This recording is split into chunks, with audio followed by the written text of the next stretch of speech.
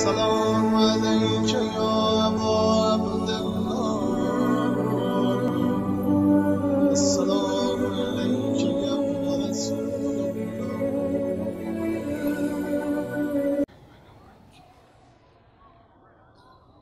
أعوذ بالله من الشيطان اللعين الرجيم. بسم الله الرحمن الرحيم. الحمد لله رب العالمين.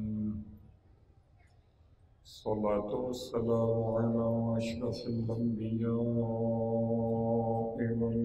والمرسلين سيدنا أبي القاسم محمد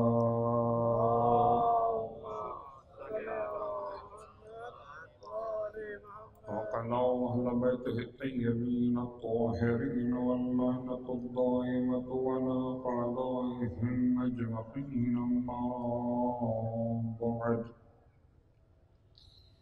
فقد قال الله تبارك وتعالى في كلامه الحميد وفرقانه المجيد قوله الحق وهو أصدق القائلين. بسم الله الرحمن الرحيم. وجعلناهم أئمة يهدون بأمرنا وأوحينا إليهم فعل الخيرات وإقام الصلاة وإيتاء الزكاة وكانوا لنا عابدين. صلوات پڑھ لیں. اللهم صل على محمد. تمام تعریفیں اس خدا بزرگ برتر کے لیے جو ظالمین کی طاق میں ہے، اور تمام ہدیہ درود و سلام و نزوات مقدسات کے لیے کہ جو مظلوموں کے ساتھ میں ہیں. الحمدللہ الذی جعلنا من المتمسکین بالقرآن العظیم وجعلنا من المتمسکین بولایت علی ابن ابی طالب علیہ السلام.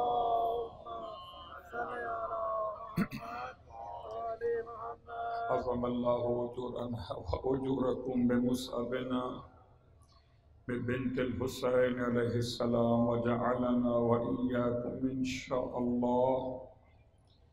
إن شاء الله من الطالبين بصأرها مع وليها الإمام المهدي من آل محمد عليه السلام. اللهم صل على محمد. اما بعد، شکر خداوند رقیہ بنت الحسین کہ آج آپ کی خدمت میں پھر شرف ذکر امام حسین بعنوان الامام الحسن فی القرآن سرنامہ کلام میں سورہ مبارکہ الانبیاء کی آیت نمبر 73 کی تلاوت کے ساتھ ساتھ مسلسل 26 محرم سے آج 5 سفر تک اپنے سفر کو طے کرتے ہوئے پہنچ رہے ہیں. خدا کے احسان کے ساتھ، خدا کے لطف و کرم کے ساتھ کہ پروردگار نے مکتب اہل بیت سے وابستگی عطا فرمائی اور مکتب امامت کا ایسا اتصال نصیب فرمایا کہ نہ مکتب خلافت نہ مکتب حکومت، امامت ہی امامت ہے چاروں طرف. خدا کا احسان ہے کہ سید ہیں تب بھی اور سید نہیں تب بھی امامت سے متصل ہے، اور جو امامت سے متصل ہو امامت چلے گی قیامت تک، جو متصل ہوں گے وہ بھی چلیں گے قیامت تک. اب یاد رکھے زمانہ ہمیں ختم نہیں کیا جا سکتا، اور اگر ہمیں ختم کرنا کبھی ممکن ہوتا تو یہ بہت پہلے ہو چکا ہوتا. ہم دیواروں میں چنوائے گئے، ہمارے سروں سے مینار تعمیر کیے گئے، ہمارے سینوں کو سونگ سونگ کر ذبح کیا گیا، ہمیں گھروں سے بے گھر بھی کیا گیا، لیکن ظالم تو ختم ہو گئے، آج بھی حسین کے چاہنے والے باقی۔ اس کیفیت کے ساتھ کہ سرکار امام حسن مجتبی علیہ السلام کی شخصیت کے بارے میں کل میں آپ کو اس مقام پر چھوڑ کر گیا تھا جہاں پر امام علیہ السلام نے سیز فائر کی شرائط کو اپنے ہاتھ سے لکھا تھا، جس کو صلح کے نام سے بھی یاد کیا جاتا ہے، اور یہ لکھنے کے لیے کرتاس اور قلم دونوں حاکم شام کی طرف سے امام کو پہنچائے گئے تھے کہ آپ جو چاہیں لکھ دیں، آپ کے لکھے ہوئے پر ہی سیز فائر ہو جائے گا۔ اتنا اختیار سرکار کا، اور اس کے بعد امام علیہ السلام نے شیعت کی بقا کے لیے، ہم ہر سال کچھ نہ کچھ جملے اس عشرے میں کہتے ہیں صلح کے حوالے سے، اور آئیے پہلی شرط جو امام علیہ السلام نے اس میں تحریر فرمائی ہے، جبکہ سخت ترین حالات میں، مشکل ترین مراحل میں ایک سید کے لیے، ایک شجاع کے لیے تلوار چلانا آسان ہے، لیکن تلوار کو رکھنا آسان نہیں ہے۔ جو ہم اور آپ کبھی کبھی مولا عباس کے فضائل کو اس طرح بیان کرتے ہیں کہ مولا عباس نے اپنی تلوار کو نیام میں رکھ لیا ولید کے دربار میں 28 رجب کو اپنے مولا کے کہنے پر، یا فرات کے کنارے سے اپنے مولا کے خیمے خود اکھاڑنا شروع کیے امام کے کہنے پر، ورنہ تو آپ خط کھینچ کر ایک پیغام تو لشکر یزید کو دے چکے تھے کہ بہت دور ہے حسین کے خیموں تک آنا، اگر کسی میں اتنی جرأت ہو تو اس خط کو عبور کر کے دکھا۔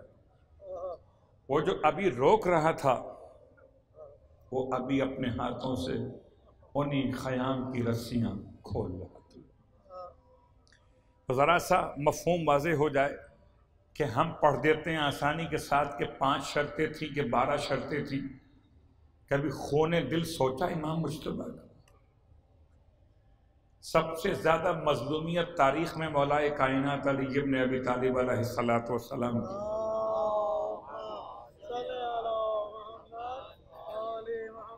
رسول خدا کے بعد، اور مولا کائنات کے بعد کائنات کا سب سے مظلوم ترین شخص صدق اکبر ہے، حضرت شبر، مظلوم ترین شخص۔ کسی امام کے بارے میں ایسے جملے نہیں کہے گئے کہ جیسے جملے اس امام کی شخصیت کے بارے میں کہے گئے، اور کہنے والوں میں سخت ترین جملے جس نے ادا کیے۔ پھر کبھی اس طرف نکلیں گے تو امام کے اصحاب کے احوال بیان کریں گے۔ جملے بہت سخت اس لیے بیان کر رہا ہوں آج کہ تاکہ مجھے اور آپ کو اندازہ ہو کہ یہ چند سطریں لکھی گئیں، یہ تلوار کی نوک سے نہیں، یہ امام نے اپنے خون جگر سے کس طرح قلم کو چلایا تھا۔ اللہ اکبر، رضاً بقضائہ وتسلیماً لامرہ، جیسے سرکار سید الشہداء نے وقت شہادت میں اپنے سر کو جھکایا تھا، ایسے امام نے قلم کو اٹھایا ہے۔ حالات و واقعات ایسے تھے کہ امام کے لشکر میں ابتری کے آثار پیدا ہو چکے تھے، اور آپ کو تو معلوم ہے کہ اقتدار باطل پیسہ استعمال کر کے، خوف استعمال کر کے، بیٹیاں دینے کے بہانے سے سارے عوامل تیار کیے جاتے ہیں۔ تو ایسے میں امام علیہ السلام کے لیے مشکل ترین امر، جبکہ مولا سے یہ کہا گیا، اور عجیب بات کہ لکھوائی شرائط بھی امام سے، اور حاکم شام کہتا ہے اناؤنس بھی آپ کریں گے۔ اللہ اکبر، کبھی اس جملے پہ غور کیجیے گا. میں عدالت کے معاملات کو بہت نہیں جانتا. کل پرسوں کچھ بات ہوئی تھی قاضی کے حوالے سے. ایک جملہ آج آپ کی خدمت میں سوچتا ہوں کہ کبھی کبھی فیصلہ کوئی اور جسٹس کرتا ہے اور محفوظ کر دیتا ہے اور سناتا کوئی اور. صلوات پڑھے محمد و آل محمد. مسئلہ کیا کہ سنانے والے کو سب کے سامنے کھڑے ہو کر سنانا ہوتا ہے. تو سنانے والے کی توانائی اور ہونی چاہیے. لکھنے والا لکھ کر چلا گیا, کون جانتا تھا کس نے لکھا, نام آیا تو آ گیا. لیکن محفوظ شدہ فیصلہ سنانے کے لیے جب کسی مشکل مسائل میں انتخاب ہوتا ہے تو بہادر جج کا انتخاب ہوتا ہے.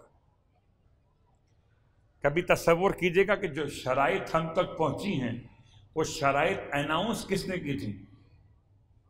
لکھی بھی امام نے تھی اور حاکم شان کی عیاری. ایک عجیب جملہ آپ کی خدمت میں عرض کروں. صلوات پڑھنے محمد و آل محمد.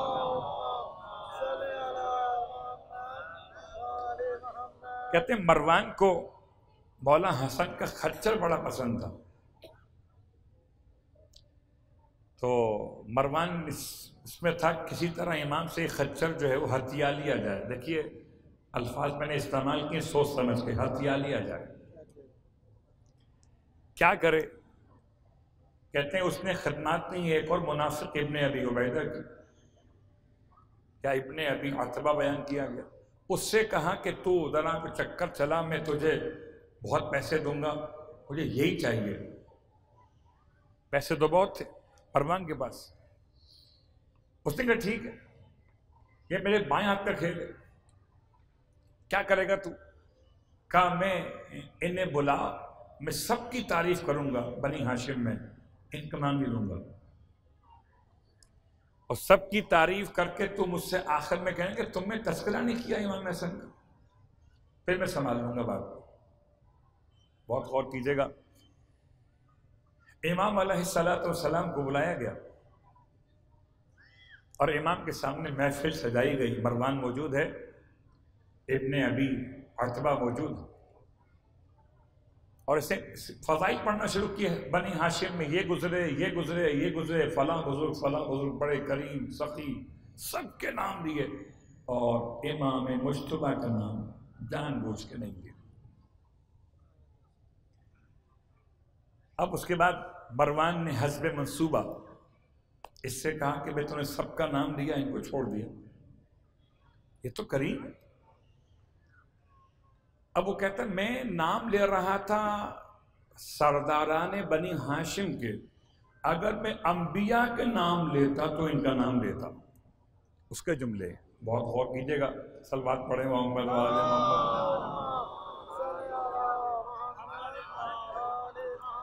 یہ بات ذرا ہضم آسانی سے ہوتی نہیں ہے, اس لیے ایک جملہ اور سنا دیتا ہوں, پھر ایک جملہ اور, 2 جملے, تاکہ یہ بات آسانی سے ہم سب اپنے ذہن میں محفوظ کر لیں کہ ایسے جملے آیا درست ہیں یا نہیں.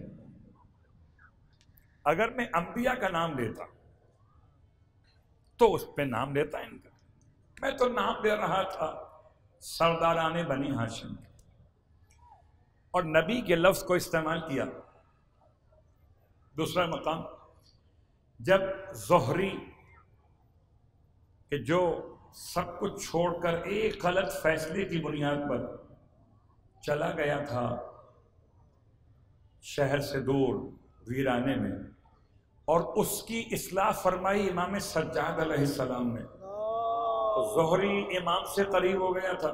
بہت غور کیجیے گا. زہری امام سے اتنا قریب ہو گئے, لوگ اس کو چھیڑتے تھے کہ بتا تیرے نبی علی ابن الحسین کیا کر رہے ہیں آج کل.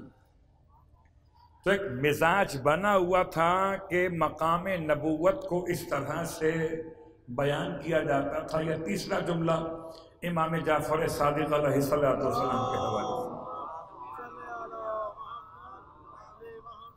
گھبرائیے نہیں, عقیدہ ختم نبوت ہے وہ اپنے مقام پر. روایت نہیں پڑھ رہا, میں واقعات پڑھ رہا ہوں, اور معصوم کے اپنے الفاظ نہیں پڑھ رہا.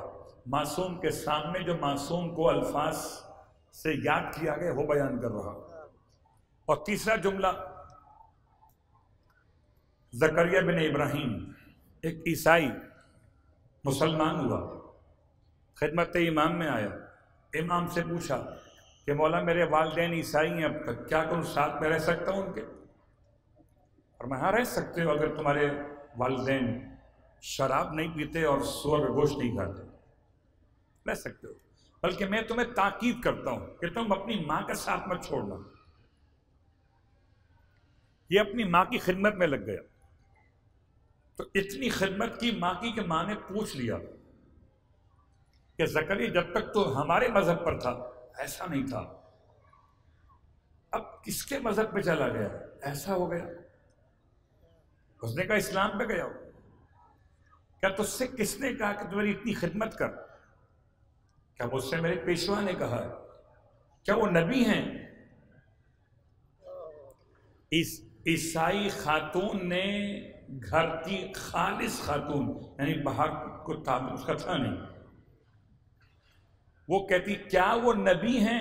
اس نے کہا نبی نہیں ہیں. کہا نبی ہو نہ ہو مگر پیغام تو نبیوں والے. تو نبی ہونا اور ہے، نبیوں کے پیغام والا ہونا اور ہے. بات واضح ہو رہی ہے؟ تو تین باتیں میں نے آپ کی خدمت میں بیان کی. چوتھی بات حدیث کے ساتھ، حدیث کے ساتھ میں جملہ کہاں استعمال؟ صلوات پڑھے محمد والے.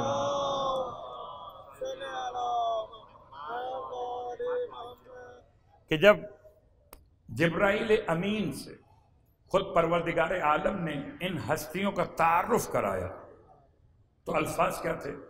ہم اہل بیت النبوہ. یہ نبی کے اہل بیت نہیں ہیں، نبوت کے اہل بیت ہیں. اگر نبی کے اہل بیت ہوں تو نبی اپنے مقام پر، اہل بیت نبی کے گھر والے. نبی کی نبوت کے اہل بیت، اللہ اکبر. اس کا مطلب کہ جہاں جہاں تک نبوت ہے اہل بیت یہی ہوں گے. آدم سے خاتم تک نبوت سمجھیے تو اہل بیت کو پہچان لیں. ہم فاطمہ و ابوہا و بعلہا و بنوہا. اللہ پڑھ لیں محمد.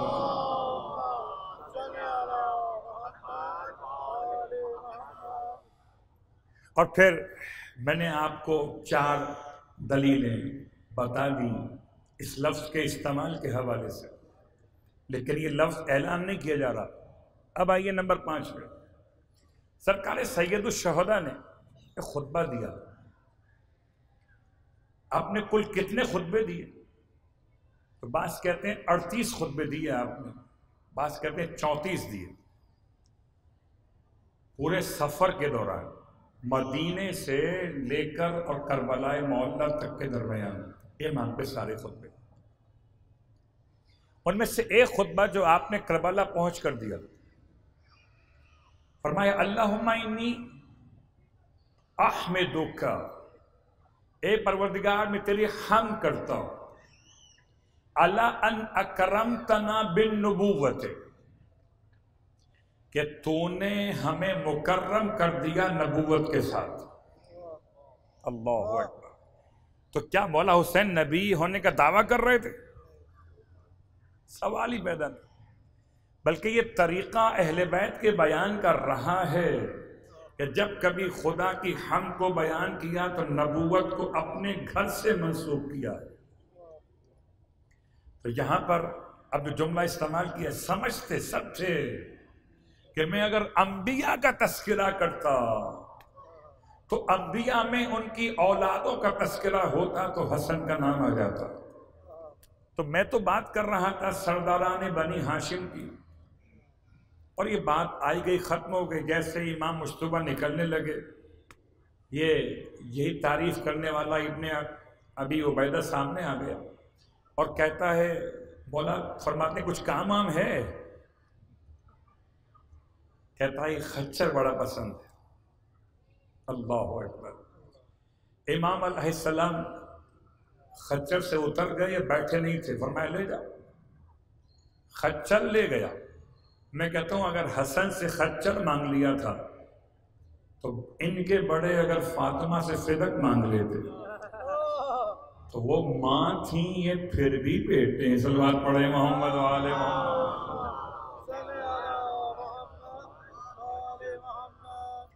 بات واضح ہو رہی ہے. تو امام کے حالات، اس پر ایک جملہ لکھا ترجمہ کرتے ہوئے بہار الانوار کا، اور اس کی ہیڈنگ یہ دی گئی کہ شریف انسان کو اگر بے وقوف بنایا جائے تو وہ بن جاتا ہے. اللہ اکبر. عجیب جملہ ہے، آپ جا کے چیک کر لیجئے گا. کیا مطلب؟ جانتے بوجھتے ہوئے، جیسے خدا جانتے بوجھتے ہوئے شیطان کو تا روز معلوم تک کی مہلت دے رہا تھا. کہ خدا کو نہیں معلوم تھا کہ شیطان کیا کرنے والا ہے. جیسے خدا شیطان کو مہلت دے سکتا ہے شیطان کو جاننے کے بعد بھی، تو امام حسن مجتبیٰ اگر خچر دے دیں ابن ابی عبیدہ کو یہ جاننے کے بعد بھی کہ مروان منگوا رہا ہے. اللہ اکبر. تو امام کی عطا، امام کے زمانے کے حالات اتنے سخت حالات کہ کہا گیا کہ آپ نے تو مومنوں کو ذلیل کر دی. اللہ اکبر. تاریخ میں کسی امام پر یہ سخت جملے استعمال نہیں ہوئے. السلام علیکہ یا مذل المؤمنین. سخت ترین جملے امام کی شخصیت کے بارے میں.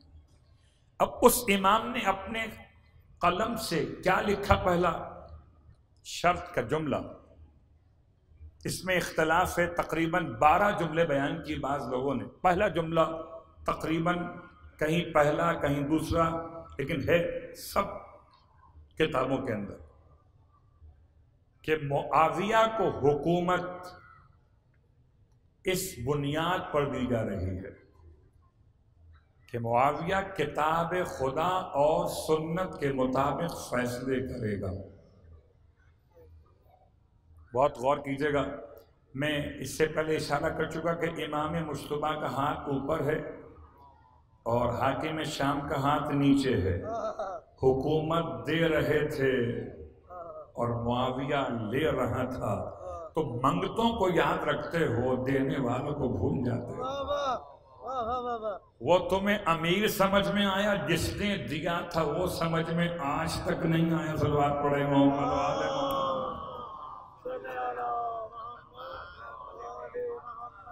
کوئی امیر بنا کیسے امیر؟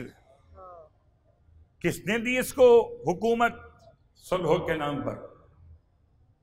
اور کل کی بات سے آج کی بات کو مربوط کرتے ہوئے آپ کی خدمت میں روزانہ کسی نہ کسی صحابی کا تذکرہ بھی کر رہے ہیں. اس سے پہلے کہ وہاں تک بات کو پہنچائیں، سرکار سید الشہداء امام حسین علیہ السلام کے جملے سے پھر واپس مربوط کرتے ہیں. امام نے اپنے اس خطبے میں 5 نعمتوں پر خدا کا شکریہ ادا کیا تھا، جن میں سے پہلی نعمت ہے بالنبوہ، اللہ ان اکرمتنا بالنبوہ وعلمتنا القرآن. میں خدا کی حمد کرتا ہوں، اے اللہ میں تیری تعریف کرتا ہوں تیری پہلی نعمت پر کہ تو نے ہمیں نبوت سے مکرم کر دیا، اور دوسری نعمت تو نے ہمیں قرآن کی تعلیم عطا فرمائی ہے. اللہ اکبر. اور تیسری نعمت فقہتنا فی الدین، اور تو نے ہمیں دین میں سمجھ بوجھ عطا فرمائی. اللہ اکبر. اور چوتھی اور پانچویں نعمت وَجَعَلْتَ لَنَا أَسْمَاعًا وَأَبْصَارًا، تو نے ہمیں سننے والے کان دیے اور دیکھنے والی آنکھیں دی ہیں. 5 نعمتوں کا تذکرہ سرکار نے اپنے خطبے میں ارشاد فرمایا.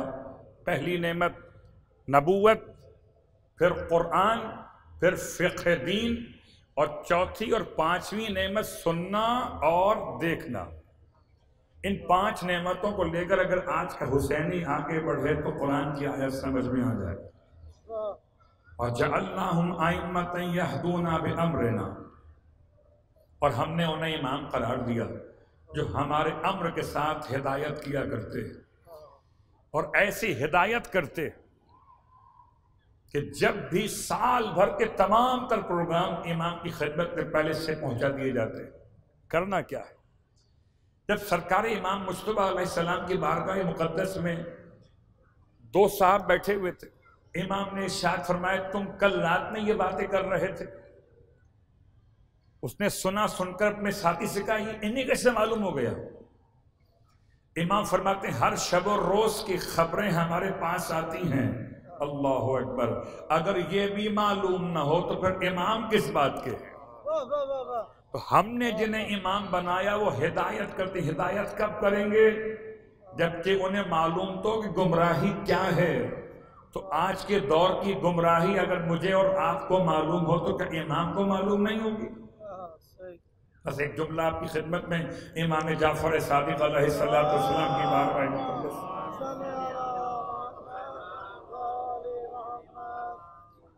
ارشاد فرماتے ہیں کہ کسی نے سوال کیا مولا سے بہت غور کیجیے گا، اور اب یہ مثال اس دور کی اور آج کے دور سے ملاتے ہوئے کہ بہت ساری آسانیوں میں سے ایک آسانی کا نام ہے یہ رابطے کا آسان ترین ذریعہ، رابطے کا آسان ترین ذریعہ۔ اس کو ذہن میں رکھتے ہوئے اب سنیے الفاظ۔ وہ کہتا ہے مولا سے کہ مولا میں جہاں رہتا ہوں پڑوس میں کچھ گانوں کی محفل ہوتی ہے، اور گانوں کی محفل جب ہوتی ہے تو اس کی آوازیں میرے گھر کے ٹوائلٹ تک آتی ہیں۔ ابھی زمانہ وہ ہے جب کہ ٹوائلٹ بنتے تھے بالکل گھر کے ایک طرف کونے کے اندر۔ اب جو تصور بعد میں آیا وہ الگ تصور ہے، وہ ہمارا اسلام کا نہیں ہے۔ اٹیچ بات کا ہم استعمال تو کر رہے ہیں لیکن اس کے نقصانات کے وہ الگ موضوع ہے۔ فائدہ نہیں ہے اس کے اندر، نقصان ہے، اور نقصان کیا ہے؟ بہت سارے ہو سکتے ہیں جن میں سے ایک بالوں کا جھڑنا بھی ہے۔ ظاہر سی بات ہے نقصان تو ہوگا، جب آل محمد کی بارگاہ سے نہیں ہے نقصان تو ہوگا۔ مثال دیتا ہوں پھر آپ کی خدمت میں۔ امام فرماتے ہیں جب کسی ایسے مقام پر داخل ہو کہ جہاں غلاظت ہو، نجاست ہو، اور تمہیں جانا ہو واش روم، ٹوائلٹ وغیرہ، تو تمہیں چاہیے کہ اندر داخل ہوتے ہوئے پہلے اپنا رکھو بایاں قدم اندر۔ یہ بایاں قدم کیوں رکھے اندر؟ بعد میں سائنس نے بتایا کہ اگر کبھی اس وقت میں مرگی کا دورہ پڑے اور مرگی کے دورے میں اچانک انسان گرنے لگے تو انسان گرے گا پیچھے کی طرف، اور مولا چاہتے ہیں کہ انسان گرے تو غلاظت کے باہر گرے، اندر نہ گرے۔ اس حد تک حساسیت ہے کہ قدم رکھنے میں پھر تمام تر ایک ایک باریکیاں استبرا اور استنجا کے مسائل تک ایک کیوں بیان کی گئیں؟ اگر ایک طہارت ہی تھی تو جی دھونا، صاف کرنا، واش کر لینا کافی تھا، نہیں، حکمت ہے اس کے اندر۔ ہمیں اور آپ کو سمجھ میں آئے یا نہ، معصوم کا کوئی عمل خالی از حکمت نہیں ہے، اور سب خدا بند عالم کی طرف سے آپ کو عطا کی۔ تو ٹوائلٹ کی بناوٹ اس دور میں اولا تو باہر ہوتے تھے، اس کی بعد پھر گھریں بننا شروع ہوئے، مگر ایک طرف جہاں رہائش وہاں پر نہیں، الگ۔ تو کہتا ہے وہاں تک پڑوس سے گانوں کی آواز آتی ہے، اور میں جب جاتا ہوں ٹوائلٹ تو وہاں جا کر کچھ دیر بیٹھ جاتا ہوں ٹوائلٹ سے فارغ ہونے کے بعد کہ آواز آ رہی ہوتی ہے، تو بولا میرا ارادہ تو نہیں ہوتا کہ میں الگ سے سننے جاؤں، جاتا تو فراغت کے لیے ہوں، البتہ آواز آتی ہے تھوڑا بیٹھ جاتا ہوں۔ صلوات پڑھے محمد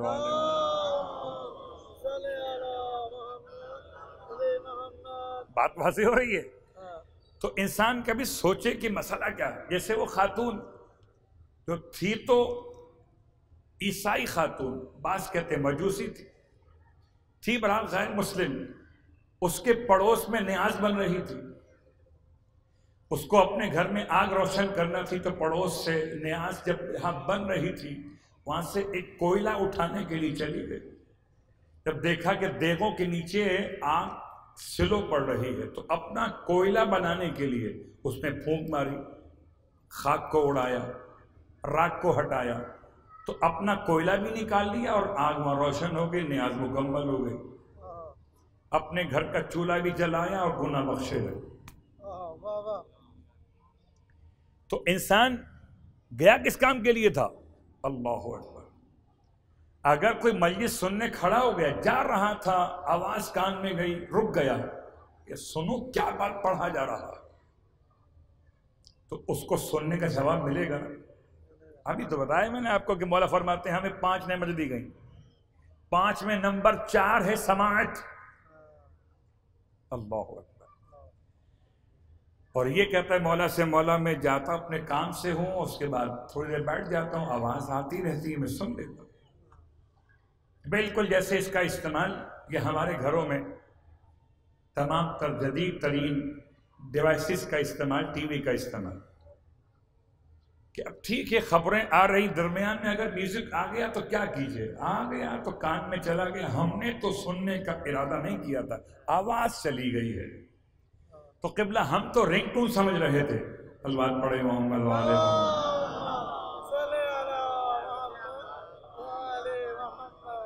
بہت ساری مثالیں۔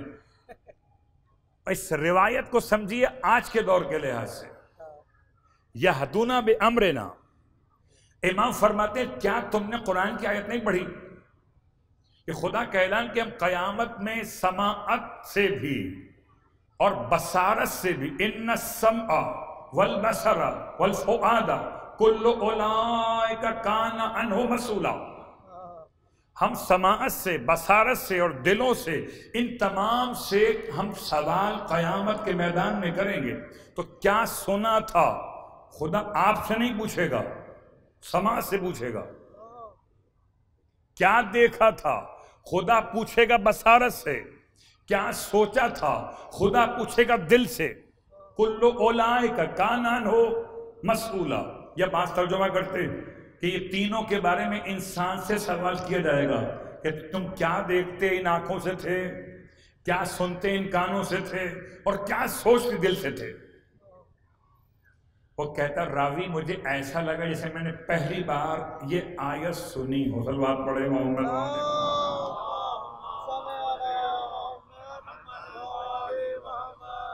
یہدون بامرنا وأوحینا الیہم فعل الخیرات، اور چونکہ وقت بہت کم رہ گیا ہمارے پاس، فضائل بیان کرتے کرتے وہاں تک پہنچے کہ جہاں پر ہم نے کل بیان کیا آپ کی خدمت میں اصحاب کے فضائل میں، ایک پورا خاندان آل ابی رافع یا ابو رافع کے گھر والے۔ اس کا ترجمہ میں نے کل کیا تھا، رافع کہتے ہیں بلند کو، اور جو بلند کرنے والا رافع، جو اس کا بھی باپ ہو، اور وہی ہوگا جو آل محمد کا غلام ہو۔ عجیب انداز ہے، یہ کنیتیں بانٹی جا رہی ہیں یا شخصیتیں بتائی جا رہی ہیں۔ آج ایک اور شخصیت کا تذکرہ ہے، ان کی کنیت ہے ابو الیقظان، اور آپ پہنچ چکے ہوں گے یہ کنیت کس کی ہے۔ یقظان کہتے کسے؟ یقظان کہتے ہیں بیدار کو، جو بیدار لوگوں کا باپ ہے، ہم اس کی بات کریں گے آج۔ یہ کون ہے؟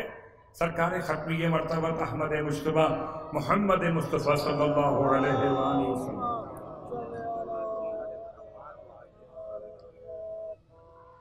گرچہ ان کا تذکرہ کچھ ہو جاتا ہے بعض مقامات پر، لیکن سفر کے مہینے میں ان کا خاص تذکرہ ہونا چاہیے، کیونکہ سفر کے مہینے میں 37 سنہ ہجرت میں جنگ ہوئی، جنگ کا نام تھا جنگ صفین۔ 61 ہجری میں سفر میں کیا ہوا؟ آل محمد کے لٹے ہوئے قافلے کو شام میں لایا گیا۔ اور دونوں اعتبارات، ایک 37 سنہ ہجرت، ایک 61 سنہ ہجرت۔ یہ کون سا واقعہ ہے؟ ابو الیقظان کون تھے؟ ان کا اصل اسم گرامی ہے عمار۔ عمار، عمرہ یعمر عمارن، کسی عمارت کو بنانا، آباد کرنا، یہ لفظ سے نکلا ہے عمار، اسی سے عامر ہے، عمر ہے اور عمر ہے۔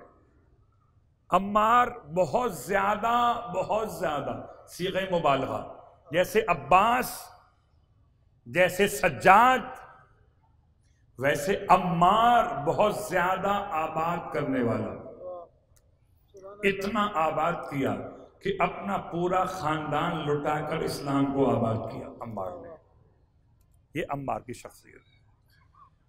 عمار مسلمان کب ہوئے؟ تو اس سے پہلے سوال پیدا کب ہوئے؟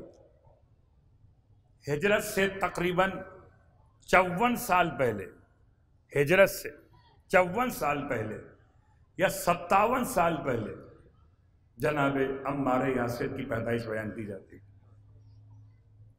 اور آپ کی شہادت 37 سن ہجرت میں ہوئی، تو تقریباً آپ کی عمر کا اندازہ دو روایتوں میں کیا کہ 90 برس یا 92 برس کے، اتنے بوڑھے تھے عمار جب شہید کیے گئے۔ کس کے بیٹے؟ کہ یاسر ابن مالک کے بیٹے، اور یاسر ابن مالک کے بیٹے ساتھ میں ماں کا نام اتنا حسین، سمیہ بنت خبات، ماں کا نام سمیہ تھا۔ یہ واحد خاندان سرکار ختمیہ مرتبہ صلی اللہ علیہ وآلہ وسلم ارشاد فرمائے صبرن،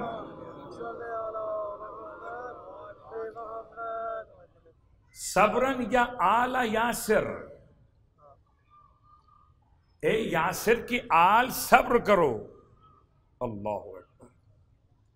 یاسر کا ترجمہ ہے آسانی پیدا کرنے والا، عمار بہت زیادہ تعمیر کرنے والا، آباد رکھنے والا۔ باپ کا نام یاسر، یاسر کا مطلب ہے آسانی پیدا کرنے والا۔ ماں کا نام سمیہ۔ کسی شخصیت کو اس کے نام سے اگر مسمى کیا جائے تو اس کے معنی بنیں گے نشان لگانا، معین کرنا، سمیہ۔ اور سمیہ کی شخصیت صرف اللہ کے رسول کی محبت میں پہلی خاتون اسلام کی تو شہید کی گئی، پہلی خاتون۔ آپ سے پہلے، بلکہ شاید آپ سے پہلے نہ کوئی مرد شہید ہوا نہ کوئی عورت شہید۔ اول شہید، اول شہیدہ نہیں، اول شہید۔ اسلام کی سب سے پہلی شہید شخصیت کون؟ مرد کی نہیں ہے، عورت کی ہے۔ مکہ المکرمہ ہجرت سے بہت پہلے، اور کس بنیاد پر؟ صرف رسول خدا کو اس نے برا کہا، ابو جہل نے، اور رسول خدا کو برا سن کر برداشت نہ کر سکی، اپنے لعاب کو ابو جہل کے منہ پر اچھال دیا۔ نتیجتاً ابو جہل نے سمیہ کو شہید کر دیا۔ اور آپ صاحبان علم اور تشریف فرما ہے، اور یہ شخصیات ایسی کہ جن کا تذکرہ لازم ہے۔ آج مکہ المکرمہ میں قبرستان شبیکہ ابھی تک موجود ہے، بالکل پرائم لوکیشن پر ہے، اور اس کے اندر ایک چھوٹی دیوار کو منسوخ کیا جاتا ہے، واللہ اعلم بالصواب، کہ یہ دیوار اصلاً قبر سمیہ ہے۔ نہ قبرستان ٹوٹا آج تک، نہ وہاں بلڈنگ بنی، پرائم لوکیشن پر شبیکہ قبرستان کے اندر سمیہ کی قبر آج بھی موجود ہے۔ یہ سمیہ عمار ابن یاسر کی والدہ۔ صلوات پڑھ لیں محمد وعلی محمد۔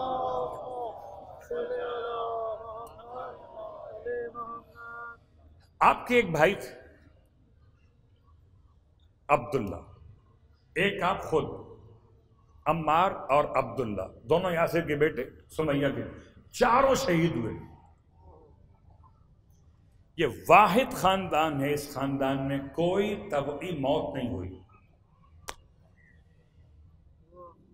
اللہ اکبر۔ کبھی سوچئے گا ایسا خاندان کہ اللہ کے رسول فرماتے ہیں، جناب عمار کے لیے خاص طور سے فرماتے ہیں، عمار اشتاقت الجنت الی اربعۃ، جنت مشتاق ہے 4 کی، جنت کے مشتاق تو 4 عرب ہوں، مگر جنت 4 کی مشتاق ہے۔ اشتاقت الی علی علیہ السلام، پہلا سردار میرا مولا، وہ عمار، وہ سلمان، وہ بلال، ایک روایت میں 4 نام یہ دیے۔ اچھا اور روایات بھی اس میں ناموں کا اختلاف مل سکتا ہے۔ تم 10 کو یاد کرتے مبشرہ، جن کو جنت کی بشارت دی گئی، تو جنت کی بشارت تو ہر مومن کے لیے ہے اگر وہ مومن ہو جائے۔ صلوات پڑھے محمد۔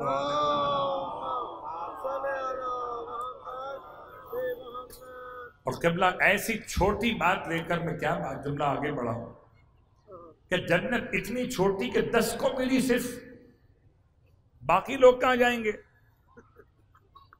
افغانستان کے پہاڑوں میں جائیں گے پھر کیا مطلب؟ وہ تورا بورا کی پہاڑیاں ہیں، کیا سنا ہے کہ وہاں کوئی جنت بنائی گئی ہے کہ تم آنکھیں بند کرو اور پہنچ جاؤ گے جنت میں، یہاں اڑ جاؤ اور وہاں پہنچ جاؤ۔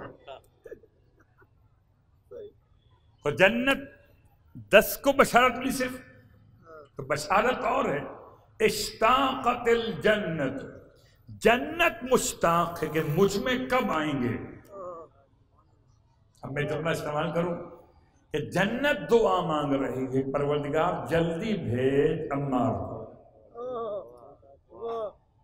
اللہ اکبر، جنت دعا مانگ رہی ہے جلدی بھیج عمار کو۔ کون؟ یاسر کے بیٹے کو۔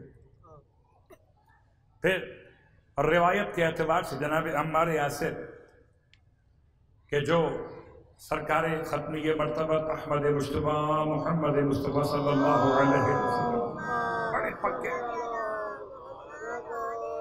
عاشق، اور ایسا عاشق کہ ایک مرتبہ مکے میں ہوا ان کے ساتھ بھی پورا خاندان، تو عمار کو بھی بہت مارا پیٹا تھا، اتنا مارا عمار کو کہ تم محمد سے برات کا اظہار کرو،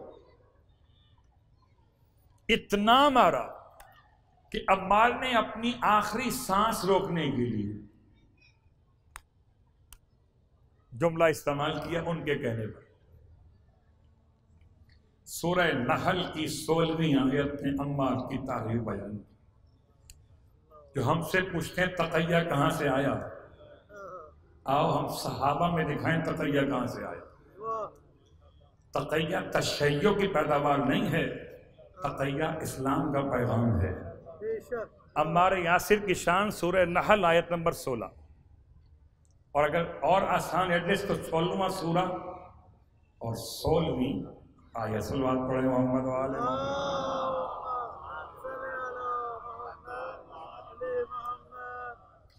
من کفر من بعد ایمانہ، اور جو بھی کفر اختیار کرے ایمان لانے کے بعد، لیکن اللہ سوائے اس کے کہ اکرہا، اس سے مجبور کیا گیا ہو، وَقَلْبُهُ مُطْمَئِنٌ بِالْإِيمَانِ، اور اس کا دل ایمان پر مطمئن ہو۔ یہ آیت جناب عمار کی شان میں بیان ہوئی۔ عمار جو کہہ کر آئے تھے، بہت رو رہے تھے، پیغمبر کے پاس آئے، یا رسول اللہ مجھ سے بڑی غلطی ہو گئی، میں اس زبان سے جملہ ادا کر گیا جو مجھے نہیں کرنا چاہیے تھا۔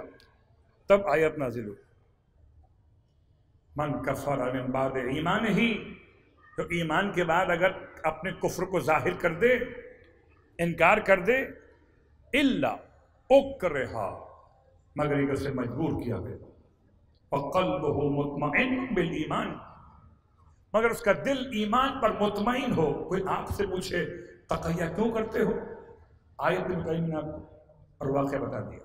صلوات پڑھے محمد وآل محمد۔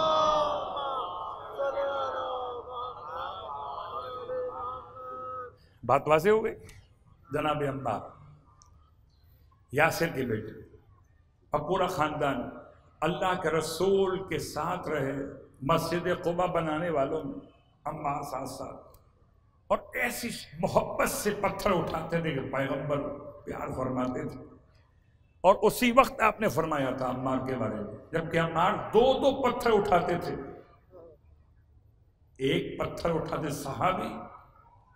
اب فرق سمجھ میں آیا، جنت کا آرزو ہو ایک پتھر اٹھائے، اور جنت جس کی آرزو مند ہو 2 پتھر اٹھائے ہوئے۔ مسجد قباء کی تعمیر اول مسجد اسس علی التقوی، بن رہی ہے تقوی اکبر، اس کی بنیاد۔ آپ نے تب فرمایا عمار جب تھک کے بیٹھے ہوئے، فرمایا یا عمار تقتلک الفئۃ الباغیہ، عمار تجھے باغی گروہ قتل کرے گا۔ چلیے ہم آپ کے کہنے سے غارت عاشورہ نہیں پڑھتے، کیا کریں جملے کا؟ عمار کو شہید کس نے کیا؟ اسے اللہ کے حبیب نے فئہ باغیہ کہا، باغی گروہ قتل کرے گا، اور جسے مصطفیٰ باغی کہہ دیں اسے امیر کہنا آپ کی شان نہیں ہے۔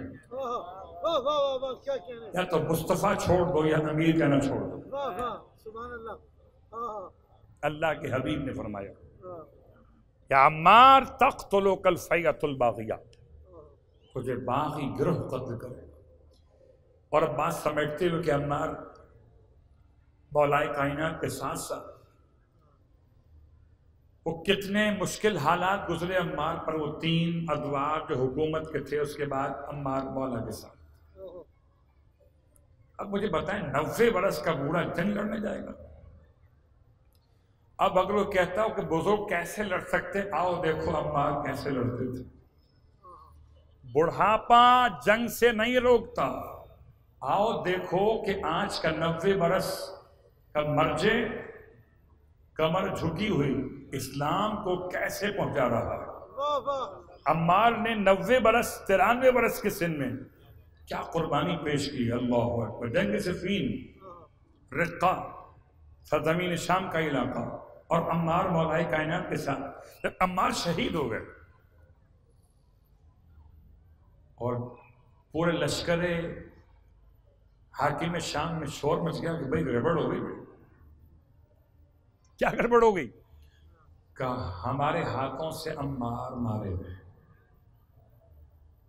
عجیب بات ہے، عمار کو مار کے تو پریشان ہوئے، اور حسین کو شہید کر کے پریشان نہیں۔ عمار کی شہادت پر یہ خبر جب مدینے پہنچی تو امہات المومنین نے احتجاج کیا ہے حاکم شام کے سامنے کہ تو نے کیا کیا، عمار کو مار دیا۔ عمار سمجھ میں آ گیا، علی کا لال سمجھ میں نہیں آیا۔ اللہ اکبر۔ بس سیدان گرامی قدر، آج کی حد تک بات کو روک رہا۔ آج بھی صفین کے علاقے میں اسے رقہ کہتے ہیں، اب میدان صفین کا تھا، آج بھی روزہ بنا ہوا ہے ہمارے یہاں سے۔ خدا ایسے حالات بنائے کہ ہم اور آپ روزے کی زیارت کو جائیں، اور جب تک نہ جا سکیں تو عمار ابن یاسر کے لیے ہدیہ پیش کیا کی۔ عمار ابن یاسر وسیلہ ہیں، باب الحوائج ہیں۔ اللہ اکبر۔ عاشق رسول، عاشق حبیب المؤمنین، 90 سال کی عمر میں جس نے اپنا خون کا آخری خطرہ بھی امام پہ قربان کر دیا وہ عمار تھے۔ بس عزیزو، جہاں عمار کی قبر کی بات آئی، مجھے 4 سال کی شہزادی کی قبر کی بات بھی یاد آ رہی ہے۔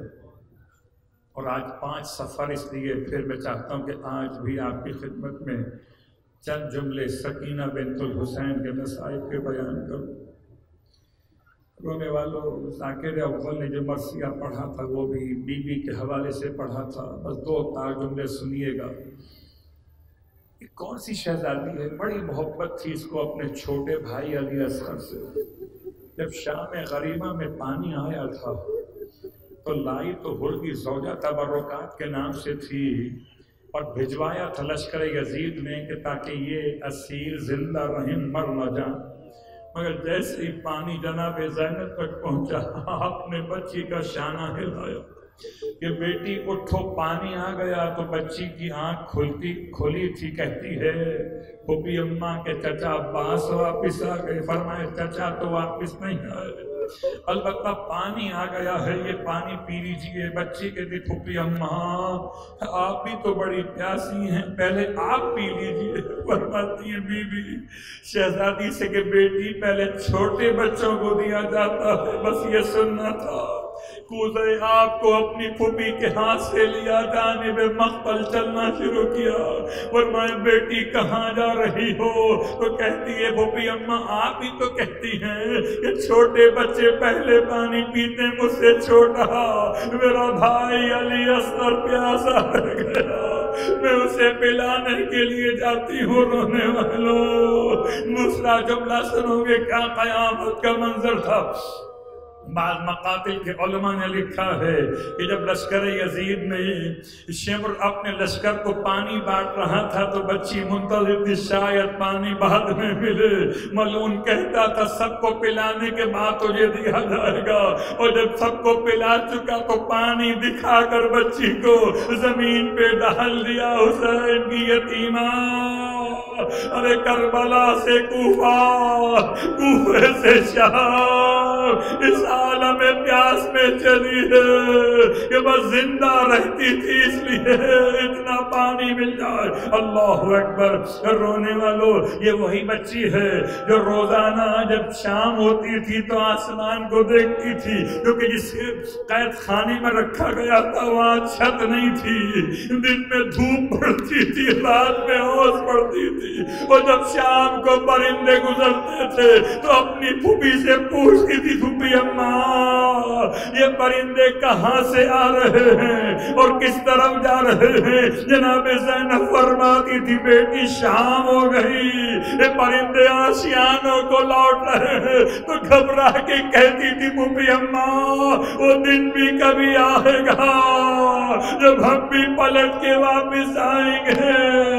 وہاں غربتا کہتے ہیں بعض مقاتل کے علماء کہ کبھی کبھی سکینہ کو موقع ملتا تھا تو در زندان سے دیکھتی تھی باہر سے بچے گزر رہے ہیں، کوئی بچی باپ کا ہاتھ تھامے ہوئے جا رہی، کوئی بچی باپ کی گود میں جا رہی ہے تو تڑپ جاتی تھی بابا بابا مجھے لینے کب آئیں گے، بابا اتنا تو ناراض نہ ہو جائیے کہ سکینہ فریاد کرے آپ جواب نہ دیں۔ اجرکم اللہ۔ رونے والوں یہی فریاد کرنے والی بچی جب زندان میں دم توڑ گئی، رہائی تو قافلے کو ملی مگر کوئی خوشی کے ساتھ نہ نکلا۔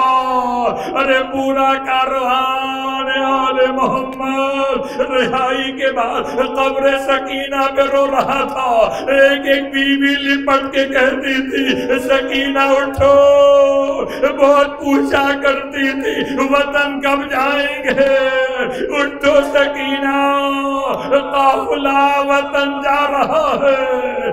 اجرکم اللہ۔ رونے والوں بس آخری جملہ، کربلا میں قافلہ پہنچا ہے نا 40 کرنے کے لیے، جناب زینب کبریٰ اپنے بھائی کی قبر پر کس طرح پہنچی ہیں، فریاد کر رہی تھی بھیا سلام لیجیے، بھیا بہن لٹ کر آ گئی، بھیا بہن تھک کر آ گئی، بھیا سب کو تو سنبھال کے زینب ساتھ میں واپس لے آئی، لیکن بھیا معاف کرنا، ارے تیری امانت کو زندان شام میں چھوڑا۔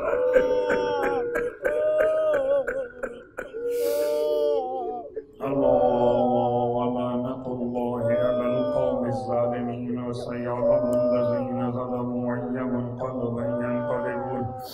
بارگاہ واسطہ محمد و آل محمد کا ہماری اس عبادت کو اپنی بارگاہ میں قبول فرما۔ پروردگار واسطہ آل محمد کا، پروردگار واسطہ یتیم حسین کا، پروردگار واسطہ حسین کی چہیتی کا تمام مانگنے والوں کی مرادیں پوری فرما۔ تمام مشکلات و پریشانیاں کو دور فرما، وسعت رزق عطا فرما۔ پروردگار جن کی جابس ختم ہو گئی مالکوں نے جناب سکینہ بنت الحسین کے صدقے میں روزگار حلال و طیب عطا فرما۔ اللہ واسطہ محمد و آل محمد کا جن کے روزگار خطرات کا شکار ہے مالک ان کا روزگار کی حفاظت فرما، ہمارے بچوں کی بچیوں کی حفاظت فرما، ان کے تمام عقائد کی اعمال کی اخلاقیات کی حفاظت فرما، اور آشوق دور پروردگار ہمارے ایمان کو محفوظ فرما، ہمیں ہمارے ایمان کے قابل بنا دے۔ اللہ واسطہ محمد و آل محمد کا ایسا نہ ہو کہ ہمارا امام ہمارے اعمال سے شرمندگی محسوس کرے۔ پروردگار واسطہ آل محمد کا ہمارے امام کو ہم سے راضی و خوشنود فرما، ہمیں امام علیہ السلام کے اطاعت گزاروں میں شامل فرما، امام زمانہ علیہ السلام کے ظہور میں تعجیل فرما، اور ہم سب کو امام علیہ السلام کے ادنیٰ ترین خدمت گزاروں میں شامل فرما۔ ایک مرتبہ سورہ الحمد کی تمام ارواح مومنین اور مومنات شہداء ملت کو یاد فرماتے ہوئے مرحومہ امیر فاطمہ سید طفیل حسین نقوی مقدسہ خاتون، سید عشرت حسنین جعفری، ظہیر اختر، حامد حسین، عزادار حسین، صدیقہ زہرا اور نیاز بانو، اختر سلطانہ، سید خورشید حسن زیدی، سید روشن علی زیدی، تہذیب زہرا، سید علی رضا عابدی اور ناظم حسین، صدیقہ خاتون، سید علی اختر جعفری اور ناظمہ خاتون، ان تمام کو یاد فرماتے ہوئے ہدیہ فرمائیے خاندان آل یاسر کی خدمت میں۔ الفاتحہ۔ بسم اللہ الرحمن الرحیم، الحمدللہ رب العالمین، الرحمن الرحیم،